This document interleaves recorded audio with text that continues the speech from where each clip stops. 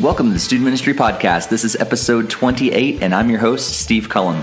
I hope you're excited for another exciting episode of the Student Ministry Podcast. This one is a little special. Instead of our normal approach to interviewing like one or two of my student ministry worker friends and finding out what is going on in their area of ministry, this time we decided to take a little different approach.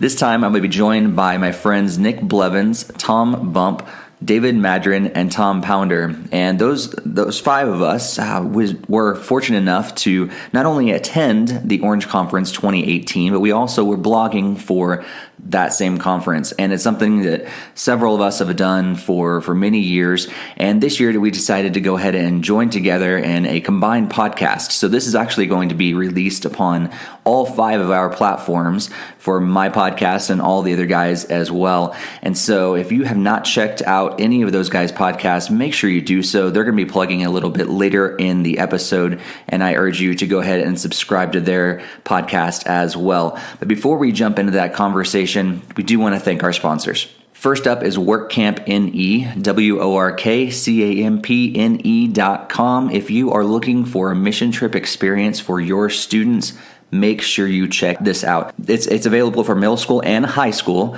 so if that's something that could be exciting for you, you could take one or the other or both of your groups on these trips. And at the same time, this is also in the United States. And so I know a lot of times it's kind of overwhelming a little bit to take your students outside the country, and maybe you think it's not as accessible as some of the other trips, but this is right in the United States, in the Northeast primarily, but they do have a couple weeks in Illinois. Make sure you check that out. And hey, if those don't work for you, they also offer private trips that you can work with them, and they can organize something for just your group or maybe a collection of groups, youth groups in your area. So make sure you check them out at WorkCampNE.com. Our other sponsors are a combined sponsorship between the National Network of Youth Ministries at youthworkers.net and Reach Youth New England at reachyouthne.com. Both of these organizations, as you have heard me talk about, they are all about connecting youth workers together. So I know a lot of us are trying to do this on our own, and we've tried to do it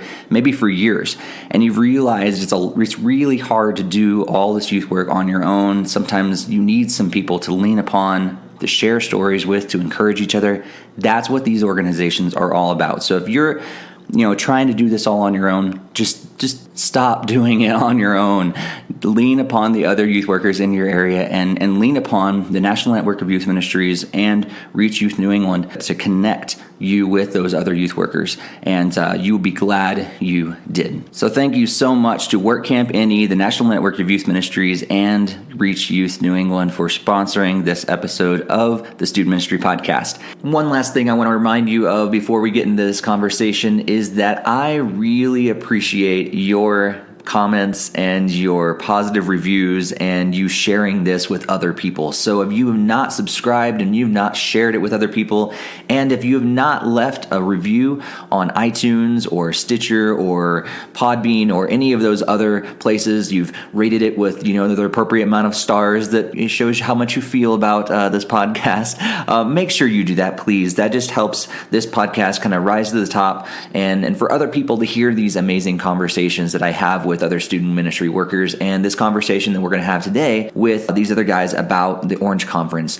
So please, please, please do me a favor and share that with other people so that other people can find it. And if you would, please leave a comment to tell us how you feel about the podcast. And with that all out of the way, let's jump into this conversation that we had with Nick Blevins, Tom Bump, David Madrin, and Tom Pounder, all about the Orange Conference 2018. All right. Well, thanks so much for joining us today. We got five guys in the room digitally, and we're going to be talking all about the Orange Conference. My name is Steve Cullum. For those of you that are familiar with my podcast, the Student Ministry Podcast, I interview student ministry people about student ministry world. And I've been in youth ministry for about 15 years and love doing it, working with middle school and high school students. And this has been, I think, maybe the sixth or seventh, something like that, Orange Conference that I've been to. So really looking forward to talking to you guys. Bump, you want to tell us a little about yourself? Yeah, my name's Tom Bump, and I'm the host of the Kid Ministry Collective podcast. And so we do all things kind of kids and family leadership stuff. And I hail from just south of Cleveland, Ohio, and it's been my I think with my sixth or seventh Orange Conference that I've been at. So I'm looking forward to hanging around, as I say on the Kid Ministry Collective, the virtual round table. And I'm David Madron, host of the World of Kid Men podcast. And Orange Conference 2018 was number 5 for me, but number 1 on the Orange Blogger team, which was really, really cool. And I do podcast about children's ministry, obviously, and family ministry stuff, and just looking at ways to help encourage our elementary aged kids. Cool. Well, I'm Nick Blevins. I host the Family Ministry podcast. And Dave, when you said this was your number 1 for the blogging, I thought you meant like you were the number 1 blogger, which I thought, man, that's pretty bold. Probably true, but that's pretty bold. That's awesome. So yeah, I serve at Community Christian Church in Maryland, and Next Gen pastor, and on my podcast try to have all kinds of different voices and I call it family ministry, but basically birth through high school. In terms of which Orange Conference, I think I've only missed one, so I don't know how many there have been. 11 or 12. I went to the first one, which was really funny because it was in a different building. I don't know if any of you guys were there, but it was super crowded because they probably didn't realize how big it was going to be even back then. And there were like breakouts with like curtains that separated the breakouts, so like you could hear the other. It was a different experience for sure. And then I think I missed the next one, and then I've been ever since. So yep, it's been a lot of fun. This year was no different. It was excellent. Hey everyone, I'm Tom Pounder, and I blog and podcast at ymsidekick.com, and I kind of talk about student ministry, family ministry, and digital kind of stuff. I'm an online campus pastor as well as a student minister, and I've been at Orange ever since 2011, although I did miss 1 year somewhere in between there. I don't remember which year it was, but Orange Conference is one of my favorite conferences to go to, and I look forward to it every year. I think I cried a lot that year I didn't go. But I was glad to be there with everyone this year and talk about it with you guys today. So I'm really excited about this. We cried too, just so you know. We cried. I was going to say, we always miss you, Tom. That's right. Oh, thanks. You guys are the best. Cool. Well, let's talk about some highlights from the conference this year. We can just kind of go in order. Maybe we'll start with you, Bump, if you just want to maybe one highlight that was really kind of stood out to you from the conference this year. The theme was this one voice idea, but they kind of took it in different ways. Maybe there was something that stood out to you. We'll just kind of go around the horn and talk about that. Yeah. Boy, there was a lot of great stuff. I think I'm actually going to go in reverse. I think one of the best worship experiences and probably one of the best finishes I've seen at Orange was Louis Giglio. And I had heard his talk at another conference, but he did it differently for Orange. And the focus on the name of Jesus was just insanely powerful. In fact, I stopped taking notes and just lost myself in it. So for me personally, that was a very powerful time. I think there were 2 quotes that have stuck with me. One was Andy Stanley about unity is mission critical and disunity disrupts the mission. I thought that was spot on, that as the body of Christ, we've got to find ways to unify and get back on mission for that. So I think that was really good. The other one was Ryan Leake. Man, the dude was spot on again, dropping truth bomb after truth bomb. And his one quote, "Are we vulnerable and authentic enough to reveal our kryptonite along with our cape?" Because we often, as leaders, try to be heroes, but yet we need that authentic community and be vulnerable enough to say, "Hey, this is what's hamstringing me. This is my kryptonite." And can I share that with you? And can I be safe in sharing that? Because we say we want to create that for students and children, but yet as leaders, we don't create that for ourselves. And I think those were 2 very powerful talks. 3 was a way to wrap it up. But then those 2 were just amazing. So, or David, what about you? Yeah, I would say session 6, right there at the end. Of course, Ryan Leak, I mean, that man just brings it every time he's on the stage. Last year it really kind of jolted some things that I do in ministry now, just based off of how he was interacting with people that he saw on a daily basis.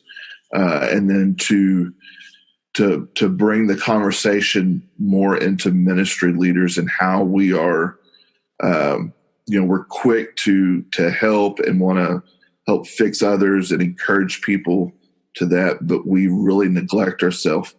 But session 6, right there at the end, when Reggie and just that community of Black leaders was just, it was overwhelming.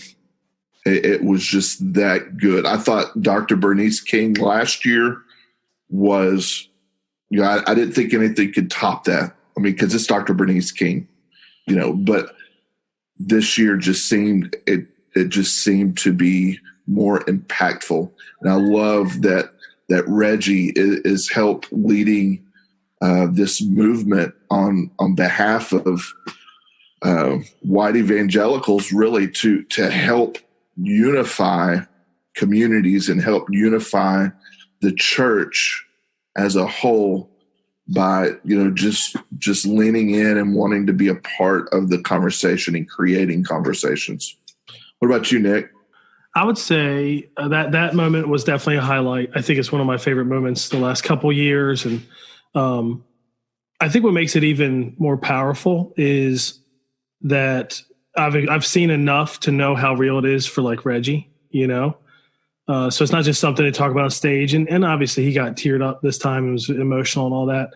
But after Orange tour last year, when we were at the stop near us, it was kind of late after the tour had ended, and Reggie was out in the lobby, and I got to talking with him with a friend from our church.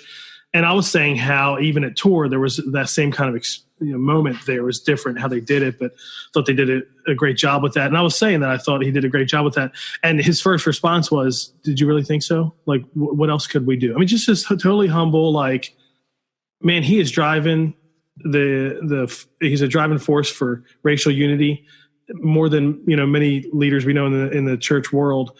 And yet there he is asking me, what do I know? What I thought and how it could be better. And was it enough? And like, what else could we do? Like the whole thing. I just love that he lives that out. A different moment for me, Orange Conference, my favorite is always the people, the Orange staff and you all, and just, there's so many connections. It feels like there's, 1,000 friends and then 6,000 other people aren't your friends yet. They're going to be this week, or whatever. And there was a moment where he had Kenny Conley organize this for Next Gen pastors where, hey, if you want to meet up and hang out and talk over lunch on Thursday at the other building. So if you had, breakouts over there. And so like 25 to 30 of us had chairs that we stole from like an overflow and set up in the hallway. And we were just talking practical stuff. Like, how do you align a Next Gen ministry? How do you partner with parents? You know what I mean? And I was like, this is really cool for people to sit in this circle.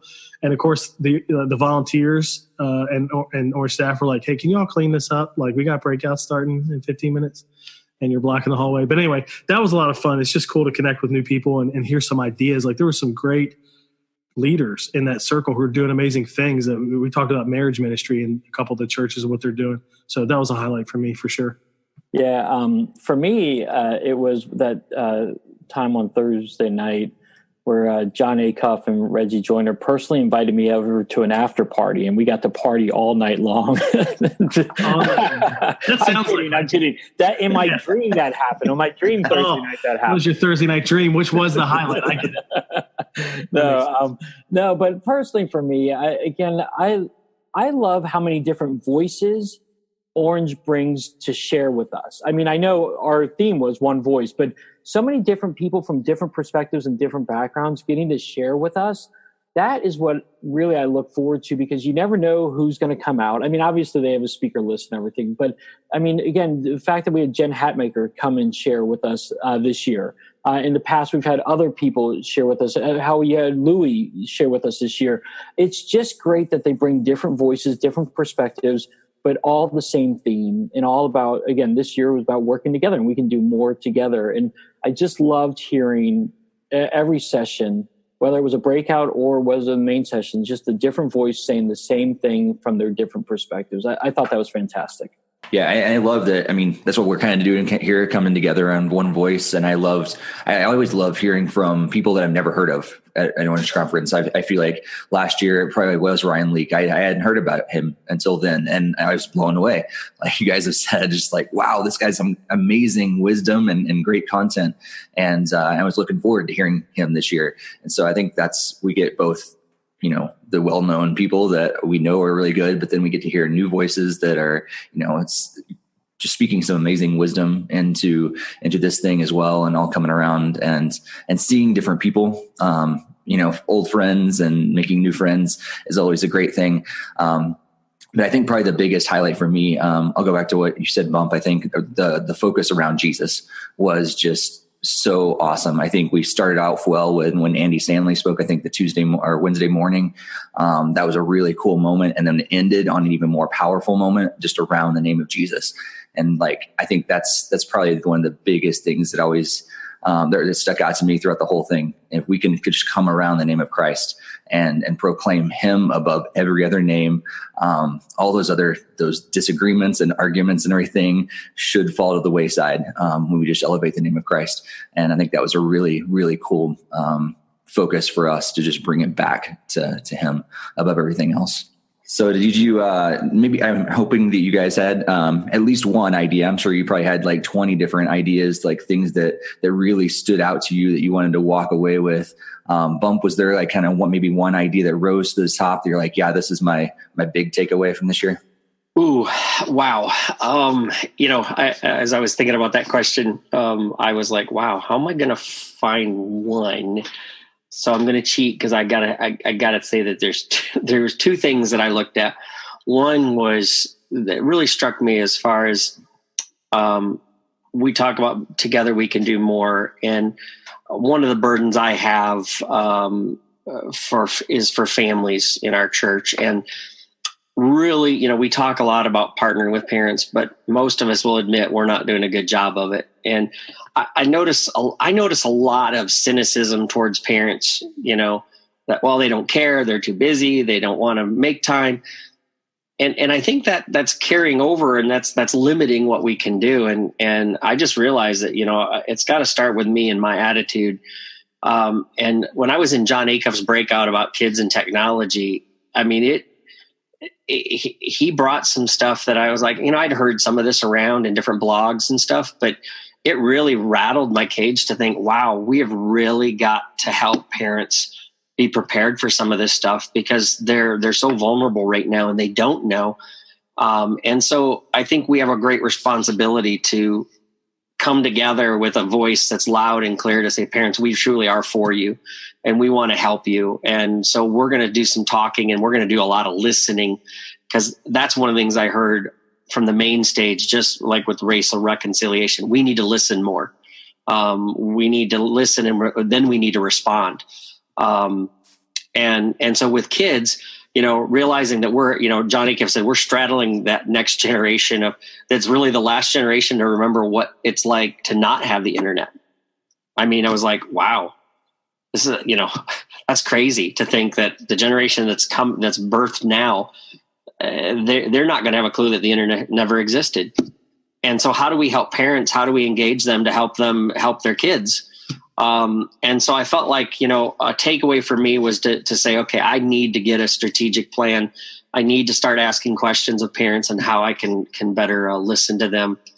And if I could share one more, it was again, something that I've known, but it just hit me hard as far as I haven't been doing a very good job of it. And that was with Jeff Surratt about leading your team to go farther, faster. And just talking about how the whole idea that leadership development is kind of like one of those all skate moments, the old skating rinks and all skate, and that's kind of what we approach leadership development at, but it's really not effective development.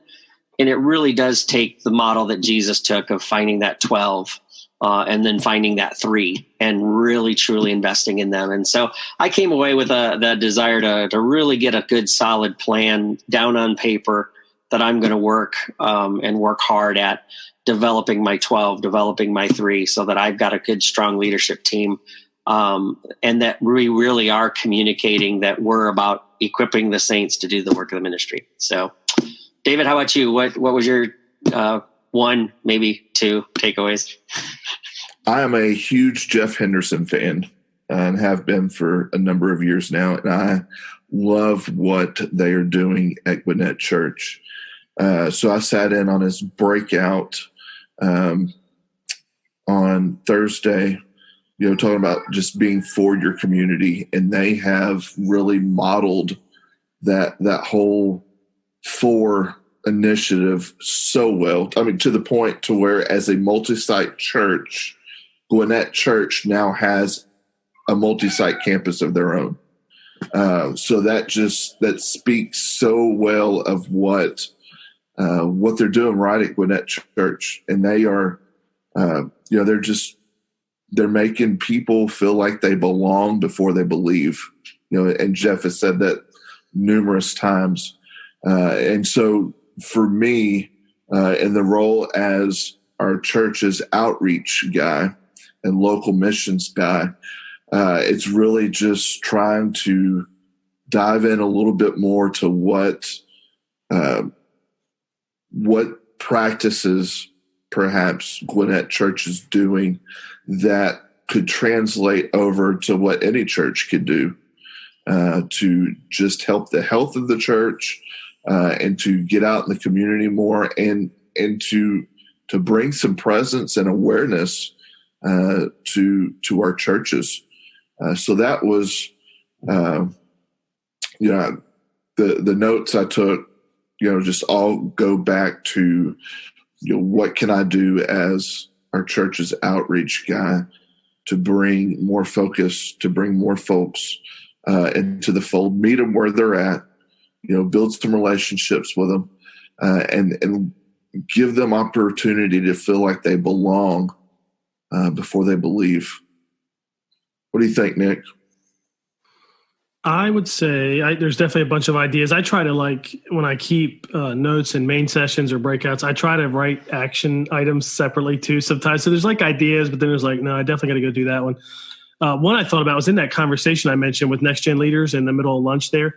A couple of the churches are really utilizing married people strategy from Orange, which is certainly, I think, one of the lesser known, lesser used pieces of the Orange strategy.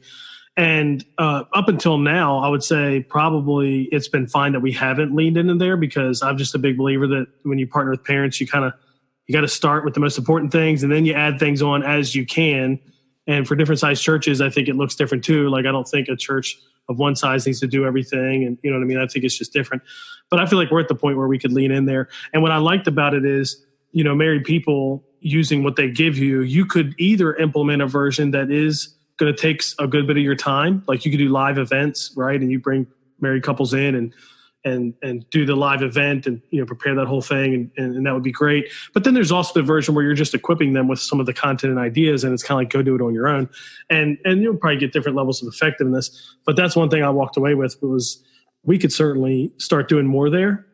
And we could even start on the low end where it doesn't take as much time from us, and then just see what we hear. And if there's some momentum behind it, then start throwing some time and resources at it. So that was one practical thing I walked away with. Yeah, that's awesome, Nick. For me, I went into Orange really looking to learn more and grow in the whole realm of volunteer leadership. Volunteer leadership is always something that's a passion of mine, but the reality was this past year I've been in and out of student ministry for different reasons with our church. And I went into Orange saying, okay, I got to get back in this fold of really learning how to recruit, train, and develop volunteer leaders. So I picked some different tracks out there about volunteer leadership. And one of the ones that I went to was just discovering what volunteers really want with the middle school perspective from Ashley Bohens. And she gave just 4 really cool things that I weren't necessarily new information, but it was a great reminder, and it affirmed a lot of things that I was thinking in my head. And I realized, okay, I'm not crazy to think this way. This is what really I'm seeing. And she's just really confirmed it. And the 4 ones are real quick, simple. They want to follow a great leader. They want to serve in a place that fits. They want meaningful training, and they want authentic community. And I'm all about community. I'm all about growing with our leaders and providing that authentic community. But and the serve in a place that fits, it's not one. I always go in the mindset, at least when I was early on in student ministry, that here's the job description of what a volunteer leader looks like. You got to fit this mold or you can't serve, basically. Well, over the years, I've discovered that doesn't work. And then for her to say they want to serve in a place that fits, everyone can serve in something different. And I think that was really enlightening and just confirming to me of, hey, this is the right direction to take. So I was really encouraged by her session. That's cool. Yeah. So one of the things, Tommy, like how you mentioned, you purposely signed up for workshops that kind of take you in a direction that you thought you would really needed to grow. I felt like I kind of did that, but I think the Holy Spirit was guiding me and picking things before me, because I didn't realize the theme that I had chosen for myself until I actually got there and started seeing just everything start layering on top of each other. It was a really cool moment. So for listeners of my podcast, they know that I've recently started at this new church. It's a lot larger church than I've been used to. And so it's a different experience within student ministry to work with a staff and having to interact with a lot more staff at the church and all these different things and trying to grow the ministry to the next level. And so one of the big things that stood out to me was how to grow a ministry to that next level. And so one of the biggest ones that stood out to me practically was Crystal Chang's one I'm about like layering leadership. And so I always had this idea, that I need to be leading the small group leaders. And eventually, even Orange talks about how we should have coaches in place for small group leaders. And so, I lead the coaches lead the small group leaders lead the students, and which made sense, everything to me. But one of the things that she was saying, okay, add even more layers into it so you can really scale and multiply over time. And so that ministry can continue to grow and you're empowering and equipping other leaders. And all of a sudden, like there was a chart and it just made sense to me when I saw it. She provided, which is really, really cool just to see how the ministry can be structured. Because I always thought of it like a hierarchy sort of thing, if that's how it should work. But really, just a changing of how it was structured into like a circular quadrant sort of area, all of a sudden just clicked for me. I'm like, man, this is how it could be structured. So having, a quadrant of large group ministry and a quadrant of small group ministry, a quadrant of parent ministry, and a quadrant of what they call logistics. I'm still not sold on that name, but the idea of like kind of everything else in your ministry, and then just having leaders over that and leaders over those things and continue to break it down over time. And I think a couple of you guys said too, like empowering those leaders to do what they can do in those areas and really equipping them. And so that all of a sudden just like made sense to me. And then I attended a couple other breakouts about how to structure teams for the like going further and faster and all these different things. Just like, okay, this is what the next step is. And so one of the ones I went to was a breakout with other high school leaders.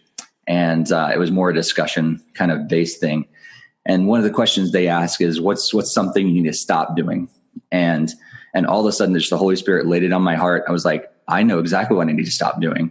Like, and I never realized it about myself until this moment, is I need to stop thinking that I have to have everything in a really good place before I hand it off to someone else.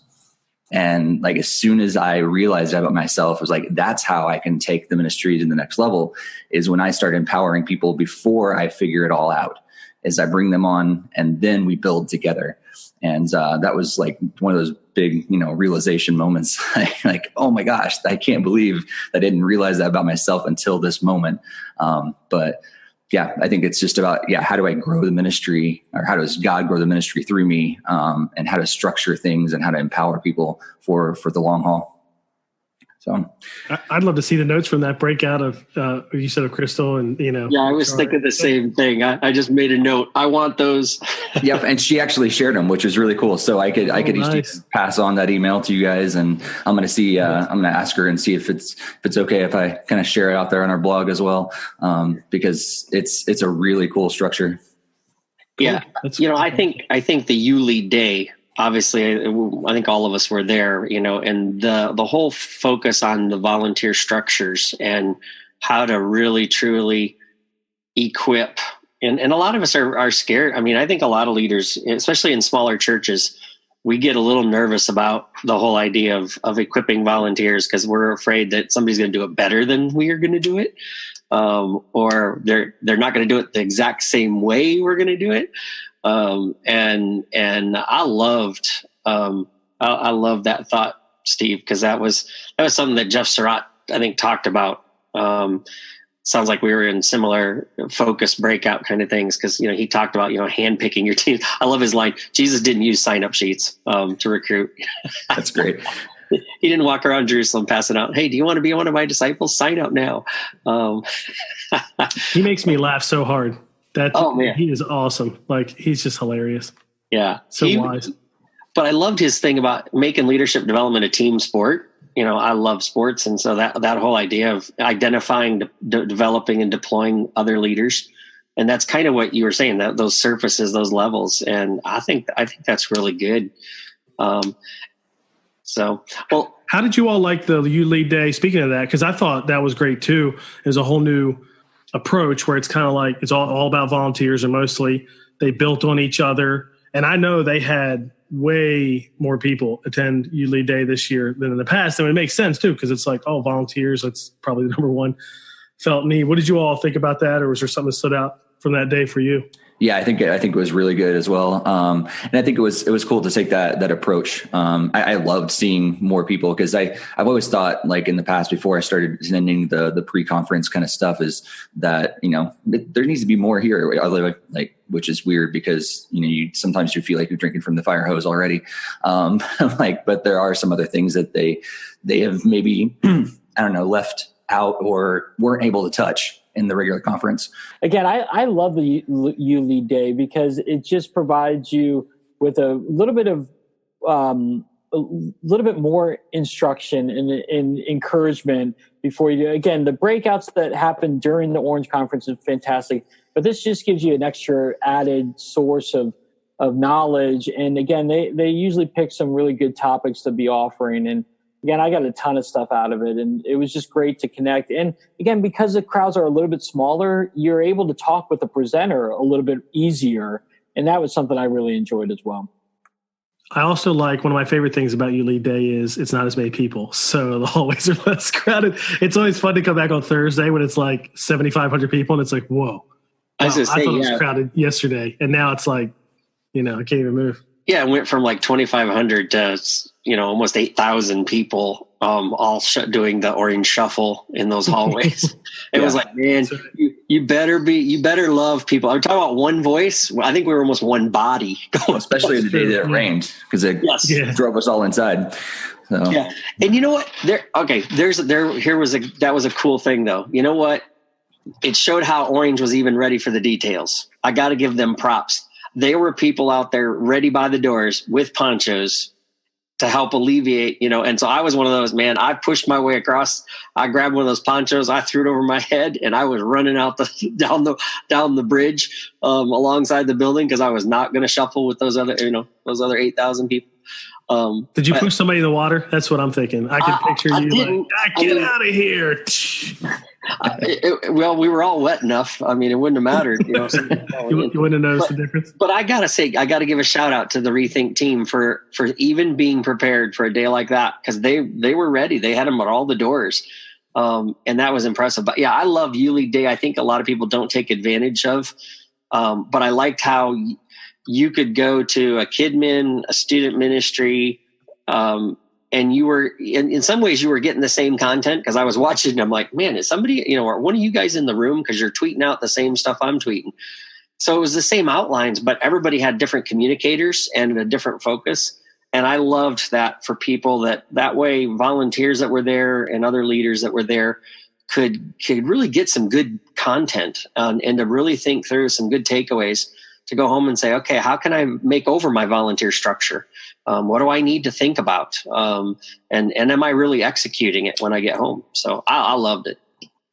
That's cool. Yeah, I do like how there was a lot of breakouts this year, and I think there's probably been in the past too, but I just especially noticed it this year that were based on like church size and different situations. Because I think that's a lot of times, you know, being in a small church for a long time, I go to conferences and hear these grandiose ideas, and that's fantastic. But how do I implement in my church of 150 people or less or whatever?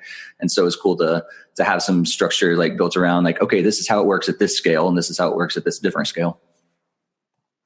One of the things I wanted to touch on as far as you lead day went is I went to Kenny Conley's breakout on navigating infant loss and infertility, as that's something that I'm very familiar with now in having lost an infant baby at 3.5 months old back in 2014. And Orange has an absolute great resource there in the Made Known event that people just aren't running to yet. I mean, we talk, you know, just about how great Orange is about putting out resources. This is another one of those resources that's very rarely known, that's underutilized. Now, it was just launched last year at conference, so it's still, you know, fairly new out on the market, but it was really, really awesome to have a breakout on it and really to see Kenny put, you know, just lay it all out there as vulnerable as I've ever seen a man, you know, talking about the trials and the highs and lows of getting pregnant and then, you know, losing the baby and, you know, just all of those things. And as someone who's experienced those kind of things, it was really, really impactful and, you know, just further energizes me to go and reach a crowd that hadn't felt connected by the church, because that's really a taboo subject. You know, I mean, who just goes out talking about, oh, well, my wife and I, we can't get pregnant, or, you know, this is our third miscarriage, or, hey, you know, we lost a baby at 3.5 months old. Those aren't conversations you're going to hear every day. You're not going to hear them at church. You're not going to hear them in the office, you know. So I love the resource. My wife and I have led a couple of those events here in the Kansas City area already, and we're looking to do more. But again, I just commend Kenny and his wife on the vulnerability and saying, hey, we want to create something for families, for mom and dads to give some identity to the child and for a community of folks to just come in and love on those families. That's really cool. All right. So I think we probably need to wrap it up here, but I think it'd be cool to just kind of, since we're all on each other's podcasts and everything this time around, maybe take just a moment to tell people where to find you online and where your podcast is. And if we want to connect with each other a little more, so you can do a little self-promotion here at the end. So Bump, you want to start us off? Sure. Again, you can find my Kid Ministry Collective podcast on iTunes, and love to have you subscribe there. You can find me online, Twitter at PT Bump, Instagram's the same thing. My blog is also PT Bump, and would love to connect up with people, talk kid men, family men, all that kind of stuff. Cool. And there's a Facebook group. Yeah. Oh, yes. Ministry Collective, right? Thank you. Yeah. Man, forget my I'll be your promoter. Like, hey, you are good at that. We all know, you know, Family Ministry Podcast with Nick Blevins. We got that. Yeah. See, look, I don't even have to do mine now. He's got me covered. Yeah. It's cross promotion. There we go. But we do have the Facebook group. Yes. And you're always welcome to come on there. We try to have good dialogue about different topics, and we've had some good ones recently. And so it's been a lot of fun on there. Cool. David? Well, I love being active on social media, so let's connect on Facebook at Dave Madron, and then Twitter, D Madron, Then we've got a fun website, davidmadron.me. Last name is Maddron. And then, of course, my podcast, which is available on iTunes, Google Play, and Stitcher, The World of Kidmin. Would love to have you listen. Tom's impressed that your podcast is available on 73 platforms. The easiest way to find me is just nickblevins.com, if you can spell it correctly. I think there's like a rugby player named Nick Blevins, which we could obviously be confused for because, right? Like I look like Totally. Yeah. You should have him on sometime. Yeah, obviously. But if you Google it, you could probably find anything. Twitter and Facebook's the same, but Instagram is not. I was not cool enough to get my Instagram handle, so that's in A. Blevins. And here's a funny story about that. Years ago at the Orange Tour, we took a volunteer, and he took a picture, was going to post it on Instagram, and wanted to tag me. So he tagged at Nick Blevins. Well, meanwhile, it's like a 14 or 15-year-old boy whose Twitter handle, because what it would do is it would translate it to Twitter. So it shows up on Twitter as his Twitter handle, okay, which is not Nick Blevins because that's me. And it says, at the Orange Tour with Chris and Swag Blevins. That was that dude's Twitter handle. That's it. I was like, that is pretty funny. And I don't ever want the title or the tag Swag Blevins. So I hope people don't think that's like really. Oh, that's on, yeah. dude. It is on. Swag Blevins. I know. It's crazy, isn't it? I told him, like, John, that's not me. Apparently it's like some high school student. You might want to change that. And if you saw his Instagram profile, I was thinking, I don't want to be confused at all with whoever this is. Anyway, so that's years ago though. That's a long time ago. Because I'm like, who is this? Like, same last name, but that is not my Twitter handle. Anyway, Swag Blevins. I don't have I need a bobblehead like Jim Wyman. I don't have any. There's no swag. There's no Family Ministry Podcast swag. Hey, I know where you can get some of those.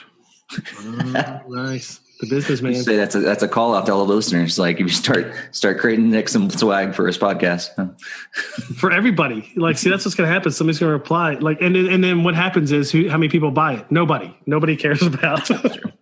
Nobody cares about swag from our podcast. Anyhow, Tom, why don't you get us back on track? Okay, so the best place to find me, you can go to ymsidekick.com. I got my podcast there. It's also on iTunes, but just go there. I got a cool Twitter ebook on there as well. I love Twitter. So that's the best place to connect with me, at TA Pounder. You connect with me there. I'll definitely respond to you because I'm always on Twitter. So YM Sidekick and at TA Pounder. Cool. And I am at Steve Cullum everywhere on social media. So I was fortunate enough to get my name everywhere. So pretty much I've learned from some other tech pundits and things that I listen to. It's like as soon as a new platform comes out, even if you're not going to use it, go on there, save your name. So unfortunately, I have a whole bunch of different social medias that I probably don't even use, but I went on there just to save my name. So, I'm pretty active on Twitter and Facebook and a little bit on Instagram as well. So you can look up that STEVECULLUM. And my podcast is the Student Ministry Podcast, and it's the studentministrypodcast.com. So you can check that out as well. It's a monthly podcast where I interview other student ministry workers. So, man, guys, it's been great to chat about Orange Conference with you guys today. Thanks for joining me. Yeah, Thank you. Great time. Great times. Thanks, Steve. Cool. Thanks, Nick. Swag. Oh, nice. That is good. That might be a thing now. Well, I really hope you enjoyed that conversation with those guys. It was a blast to hang out with them in Atlanta for a few days and to have this podcast together. If you liked this, please let me know, because maybe I'm gonna try to see if I can explore some different ideas. I love having the conversations with these other youth workers, but if you like this kind of roundtable discussion around events or other things that are going on in the student ministry world, maybe this is something that we can kind of add some other spice or something to the Student Ministry Podcast. So be sure to let me know if this is something you like. If you've never been to the Orange Conference or you're interested in more, learning more about it, make sure you check out their website. It's just theorangeconference.com, and make sure you sign up for next year. They do sell out really quick, and they also have some really early bird good deals. So make sure you sign up as soon as you can for the Orange Conference 2019. And I'd say most of us are probably going to be able to see you there. Make sure you look us up and let us know you're going. And just make sure also that you consider taking your entire team, because it's an awesome experience for your entire team. Not only your family ministry team, but they have the Rethink Leadership conference going on as well, which we sent one of our executive people over there, and we were able to have conversations around what they were learning from the senior level leadership and all this stuff. So it's a great conference to bring your entire team, volunteers as well. If you can't check that out, make sure you look at the Orange Tour, which they go around for a couple days at several different locations around the country. So make sure you check that out.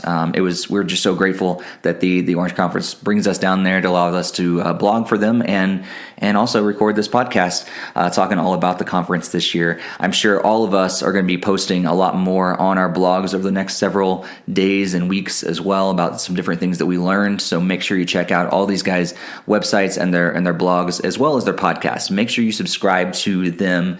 They've got great content. If you like what you've been hearing on the Student Ministry Podcast, go and support these other guys as well. And if you didn't catch all their websites and their URLs and social media and all that stuff, it'll all be available in our show notes at thestudentministrypodcast.com or on any of the platforms that you subscribe to the Student Ministry Podcast. We want to thank you again for listening today, checking out the podcast, sharing with other people, leaving your positive comments. I'm so grateful for everything you do to support this podcast. And thanks so much to our sponsors, WorkCamp NE. So check out their website at workcampne.com, and the National Network of Youth Ministries, whose website is youthworkers.net, and Reach Youth New England at reachyouthne.com. Thanks to all of them for their support of this podcast as well. And all of you out there, thank you so much for the work that you do with teenagers, students, with families, and everybody to reach the lost people out there in your community for Christ, so we can love on them and do what God has asked us to do in this area of ministry. And so with all that being said, thanks again for tuning in, and may God bless your ministry.